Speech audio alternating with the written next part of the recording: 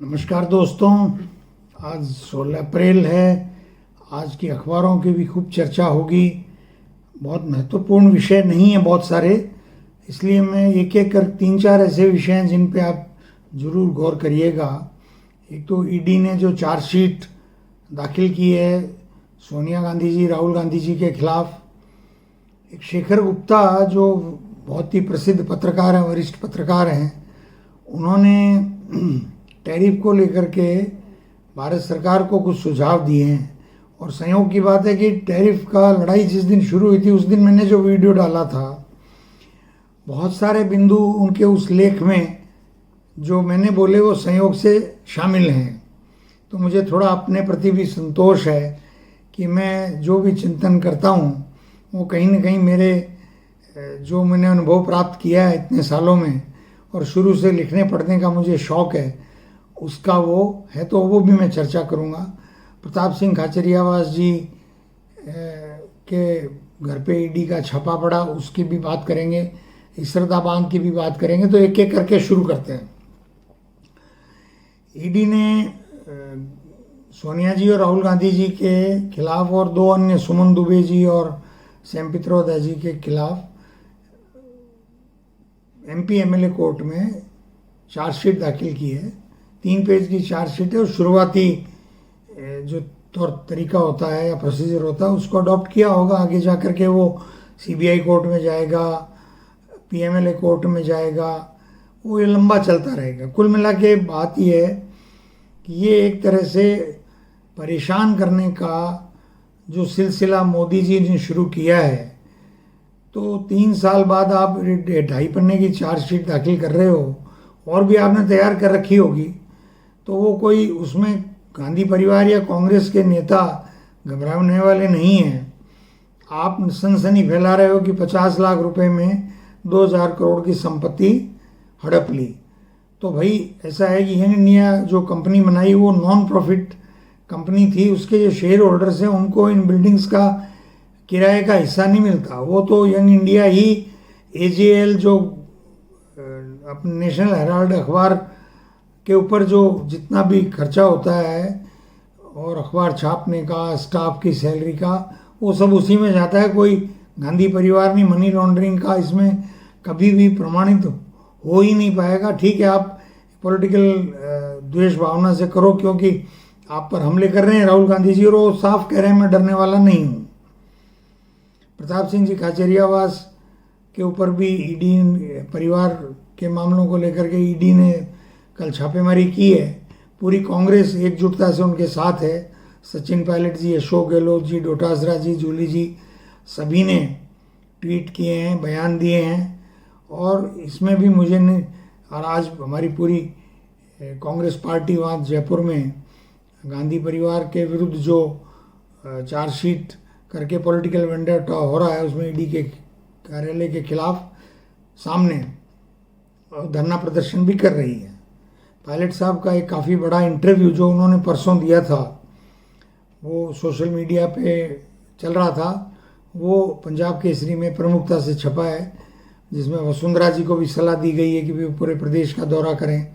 और भी बहुत सारे विषय हैं, वक्फ बोर्ड के हैं और पानी के हैं और किसानों के हैं, केंद्र सरकार की जो नीतियाँ हैं उसके विषय हैं। इसरदा का निर्माण लगभग पूरा होने जा रहा है ऐसा अखबार कह रहा है, और ऐसी संभावना है कि इस बरसात में उसमें पानी भर लिया जाएगा। अब 1.5 साल से भजनलाल जी की सरकार आई हुई है, उनको तो मालूम ही होगा, उनके अधिकारियों को मालूम होगा कि इस बरसात में पानी भर लेंगे। तो क्या पानी भरते ही वहाँ के स्ट्रक्चर्स, बिजली का कनेक्शन, मोटर, पंप और पाइपलाइन का काम कंप्लीट कर लिया है जिससे दौसा शहर में तुरंत पानी आ जाएगा? और जो जो जल जीवन मिशन के गांव हैं, सारे गांव जल जीवन मिशन में हैं, उनमें पानी पहुंच जाएगा। इसरदा से जितने गांवों में पानी जाना है, तो इतनी तैयारी तो अब कर ही ली होगी 1.5 साल में। और अगर टेंडर ही अप्रूव नहीं करें तब तो बहुत बड़ी चिंता की बात है आपकी परफॉर्मेंस को लेकर के भजनलाल जी। तो मेरी बात अगर आप तक पहुंचती है तो आप मंथन करें, आपके अधिकारी मंथन करें, विचार करें। एक पंजाब केसरी में कॉलम आया, किसानों की आय इस देश में मात्र 3,798 रुपये प्रति माह है औसत। ये बहुत चिंताजनक है, क्योंकि किसानों पे लगभग औसत 75,000 रुपये कर्ज है।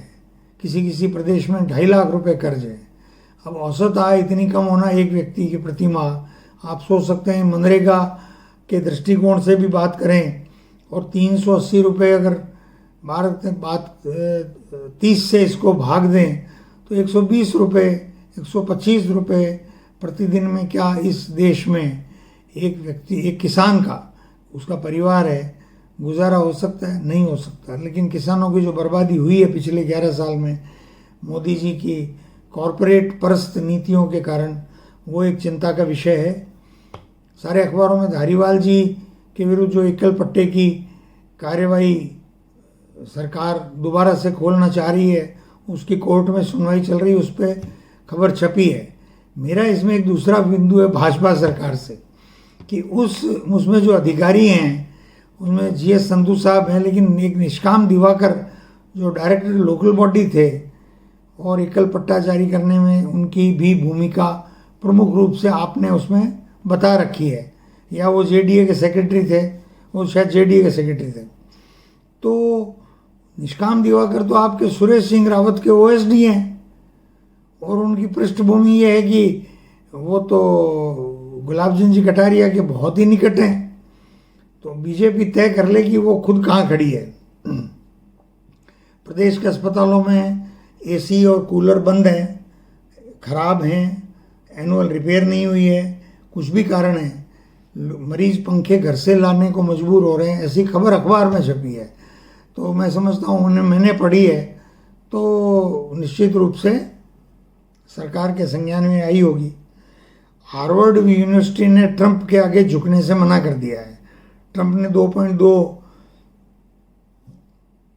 मिलियन उनकी रोक लिए थे, पर हार्वर्ड ने झुकने से मना कर दिया है कि हार्वर्ड यूनिवर्सिटी से अमेरिका ने 7 राष्ट्रपति दिए हैं और आप इस यूनिवर्सिटी को अपने दमनकारी नीतियों से दबाना चाहते हो, ये उचित नहीं है। एक खबर है पौंग बांध, जहाँ से इंदिरा गांधी नहर, गंग नहर और भाखड़ा नहर को पानी मिलता है उत्तरी राजस्थान में, और पीने का पानी पश्चिमी राजस्थान में भी जोधपुर सीकर तक आता है। उसमें हमारा 49% हिस्सा है, लेकिन फिर भी बंदी की मार राजस्थान को झेलनी पड़ती है। इस बारे में मैंने काफ़ी सभी को जो रुचि रखते हैं उनको इस बारे में जानकारी है कि 8.6 मिलियन एकड़ फीट पानी राजस्थान का रिजर्व है और 8 मिलियन एकड़ फीट पानी टोटल साल भर में मिलता है।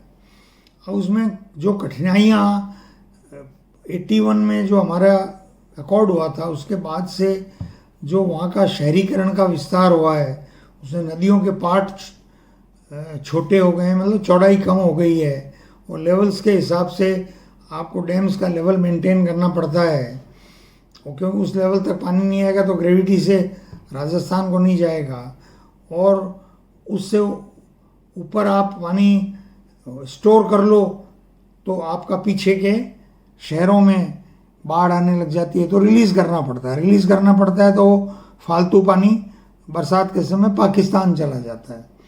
अब उस पर या तो राजस्थान सरकार विचार करे कि भी जब सरप्लस जाता है उस समय उस पानी को जैसे यमुना का पानी ला रहे हैं उस प्रकार से कहीं लाएं और बहुत बड़े बड़े जगह स्टोरेज करें। एक बार पैसा लगेगा 2-4-5 हज़ार करोड़ रुपया, 10,000 करोड़ रुपया, लेकिन ये प्रदेश की इकोनॉमी में बहुत बड़ा बूम ला सकता है। तो इसमें मैं सोचता हूँ विचार करना चाहिए। और आखिर में वो विषय जो मैं चाह रहा था कि शेखर गुप्ता ने लिखा है, और एक खबर भी आई है कि चीनी सोशल मीडिया, जो चाइनीज सोशल मीडिया है, वो फैला रहा है कि अमेरिका के लोगों को भड़का रहा है। वो सही भड़का रहा है गलत भड़का रहा है मैं उसमें नहीं जा रहा, कि चाइना से जो अमेरिकी कंपनियां माल लेती हैं वो 30 गुना महंगे दामों पे अमेरिकी नागरिकों को बेचती है। टैरिफ तो बहुत पीछे रह गया, ऐसा चाइना का सोशल मीडिया फैला रहा है।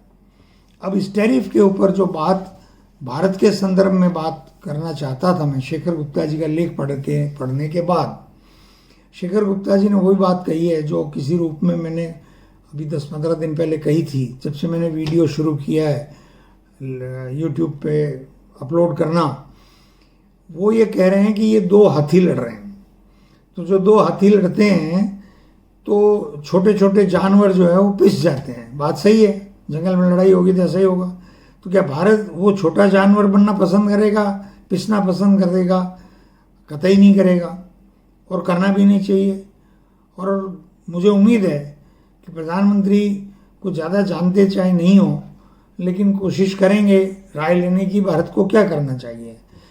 शेखर गुप्ता जी ने आज छापा है, मैंने भी उस दिन कहा था।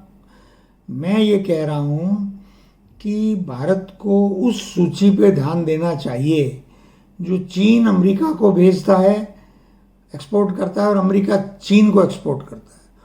वो दोनों सामान भारत अपने देश में बनाने पे जोर देवे, क्योंकि ये टैरिफ वॉर तो लगातार चलता ही रहेगा ऊपर नीचे। भारत का प्रोडक्शन सिस्टम जो है वो धीरे धीरे कमज़ोर होता जा रहा है, और अमेरिका को हम सर्विस सेक्टर ज़्यादा एक्सपोर्ट कर रहे हैं और उसमें टैरिफ लगता नहीं है। अगर अमेरिका ने उसमें टैरिफ लगा दिया तो हमारी बर्बादी निश्चित है। तो हमको प्रोडक्शन पे ध्यान देना होगा। उदाहरण के तौर पे अमेरिका से चीन मान लीजिए 40 आइटम जाते हैं, और वो चाइना 125% टैरिफ लगाता है, तो चाइना को महंगा पड़ेगा। चाइना भारत पे तो उतना टैरिफ लगा नहीं रहा है, तो भारत को वो आइटम प्रोड्यूस करने चाहिए और चाइना को एक्सपोर्ट करने चाहिए। इसी तरह से चाइना अमेरिका को जो आइटम्स एक्सपोर्ट करता है उसकी सूची भारत के पास है। तो भारत वो प्रोडक्शन, और अमेरिका ने चाइना पे 146% का टैरिफ लगा रखा है, भारत पे तो 26% का ही लगाया है। तो भारत अगर वो माल सस्ता बनाता है और अच्छी क्वालिटी का बनाता है, माल रिजेक्ट नहीं होता अमेरिका में, तो 26% टैरिफ पे तो आप आराम से बेच पाओगे।